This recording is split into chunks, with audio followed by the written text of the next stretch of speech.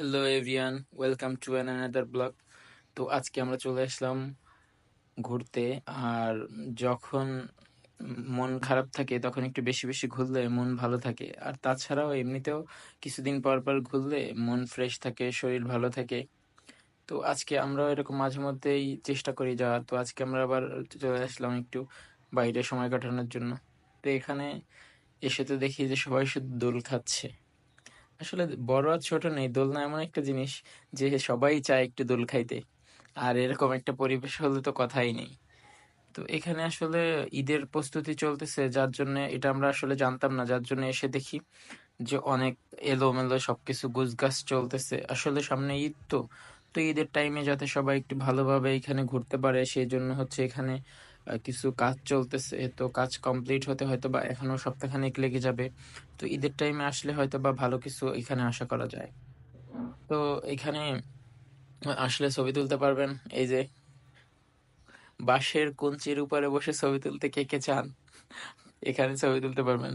তো এখানে আসলে ছবি তোলার মতো মোটামুটি আগে অনেক ভালো জায়গা ছিল। তো এখন একটু চেঞ্জ হয়েছে কিছুটা, স্টারের অর্ধেক তো নাই। এরপরে খাবার দাবারও এখানে মোটামুটি পাওয়া যাচ্ছিল, বাট অর্ডার করে আধা ঘন্টা লেট হয়, মানে আধা ঘন্টা সময় দিতে হয়, না হলে ওনারা তখন প্রস্তুত করতে ফেল করবে। তো আমরা এখানে আরেকটা জিনিস দেখলাম, সেটা হচ্ছে ছোট ছোট কটেজের মতো আছে। এখানে হচ্ছে 200 টাকা, 300 টাকা, 250 টাকা, নিরিবিলি মনোরম পরিবেশ, নদীর সাইডে বসে কাটাতে পারবেন আপনারা সময়। তো এই শেষ বিকেলে আসলে ওই যে সূর্য অস্তর মতো এই কুয়াকাটার একটা ভিউ পাবেন কিছুটা, আবার সাজেকেরও কিছুটা ভিউ পাবেন। সাজেকের ভিউটা একটু পরে দেখাচ্ছি। আসলে সাজেকের ভিউটা আছে কিনা সেটা আপনারাই দেখে বলবেন যে সাজেকের ভিউ আছে কিনা কিছু।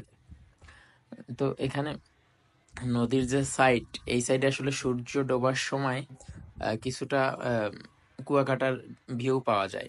মনে হয় যেন কুয়াকাটা আছি, নদীর সাইডে সূর্য ডুবতেছে। আবার কিছুটা সময় হচ্ছে নদীর সাইডে উঁচা উঁচা টোমঘর গুলো দেখে মনে হচ্ছে যেন সাজেক। তো এই জন্য বললাম যে এক জায়গায় এসে মোটামুটি কয়েক জায়গার ভিউ পাবেন। তো এই যে ছোট ছোট কটেজ, পদ্মা, এই পাশে আরো আছে। ওটার ভাড়া হয়েছে 250 টাকা, 250 টাকায় হচ্ছে 1 ঘন্টা টাইম। আবার ওখানে লেখা আছে 1 ঘন্টা সময় হয়ে গেলে নিজ দায়িত্বে উঠে যান। এই যে মেঘনা, মানে এরকম বেশ কয়েকটা ছোট ছোট কটেজ আছে। চারটে চারটে হয়তো বা।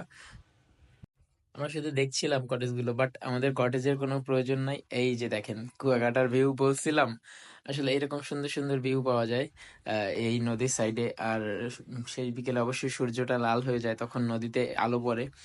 আর ব্রিজের নিচে আমরা লাস্টে নৌকা ভ্রমণও করব, সেটাও আপনাদের অবশ্যই দেখাবো।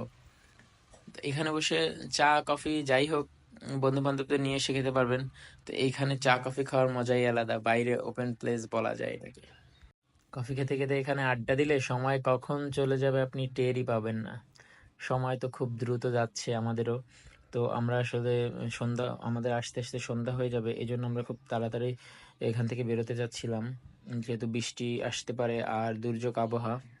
তো আমরা লাস্ট পর্যন্ত কিছু প্রজাপতির ছবি তুললাম। দেখেন প্রজাপতির বডি নাই, মাথা আছে। অবশ্য আমরা একটু দোল খাই, যেহেতু সবাই খাচ্ছে। আহ আমরা একটু না খাইলে কেমন হয়। তো আমরাও চিন্তা করলাম যে আমরা একটু দোল খেয়ে যাই। আর আমরা দুজন তো দোল খাচ্ছি, আর আহাত তো আহাদের মতো ঘুরতেছে পুরো রিসর্টটাও হচ্ছে ও একদম এ মাথা থেকে ও মাথাও পুরোটা ঘুরছে। বাট আমি একটু দোলনায় বেশি সময় দিছি। তবে কথা হচ্ছে এখানে বৃষ্টির সময় কেউ না আসাই উত্তম।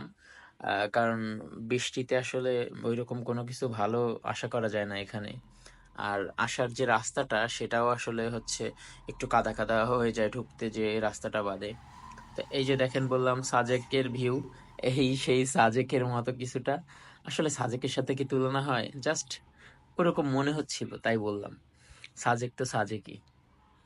তো এরপর আমরা একটা বোট নিলাম, বোট নিয়ে নদীর ভিতরে একটু রাইডিং করলাম।